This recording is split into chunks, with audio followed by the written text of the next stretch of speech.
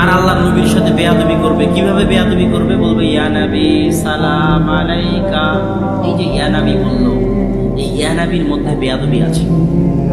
আরবি ভাষার দৃষ্টিকোণে এটা বেয়াদবি। আপনারা তাশাহুদ মুখস্থ আছে আপনাদের? তাশাহুদের মধ্যে কি আছে? আইয়ুহান নবী না ইয়া নবী? আইয়ুহান নবী মানে কি? আল্লাহ তো বলতে পারতেন ইয়া নবী।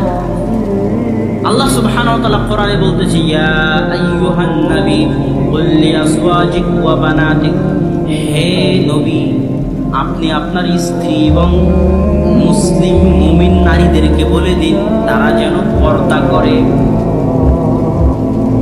তো আমি আপনাকে ডাকলাম যে এই আব্দুল্লাহ, এই আহমদ, এই মোহাম্মদ, এটা হলো ইয়া নবী। আর আমি আপনাকে ডাকলাম, এই মুহূর্তে আপনাদের সামনে বক্তব্য নিয়ে আসতেছেন শায়েখ আব্দুর রাজ্জাক বিন ইউসুফ।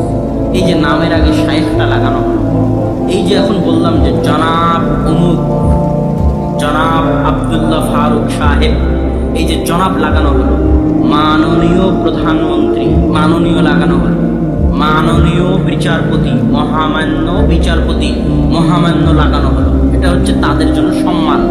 কথা কি বুঝতে পারছেন? আল্লাহ সুবহানাহু ওয়া তাআলা তার সব নবীকে নাম ধরে ডেকেছেন, ইয়া ইব্রাহিম, ইয়া জাকারিয়া। সব নবীকে আল্লাহ সুবহানাহু ওয়া তাআলা কোরআনের নাম ধরে ডেকেছেন, ইয়া মারিয়াম, হে মারিয়াম, হে জাকারিয়া, হে ইব্রাহিম। কিন্তু যখন মুহাম্মদ সাল্লাল্লাহু আলাইহি ওয়াসাল্লামের কথা এসেছে, তখন আল্লাহ বলেছেন ইয়া আইয়ুহান নবী, ও হে সম্মানিত নবী, ও হে মহামান্য নবী, ও হে মহান নবী, ও হে মানবীয় নবী। আল্লাহু আকবার। আল্লাহ তার রাসূলের সাথে আদব রক্ষা করেছেন। আর এই বেয়াদবগুলো নাকি আল্লাহর রাসূলকে ভালোবাসে আর রাস্তায় বের হয়ে বলে ইয়া নবী।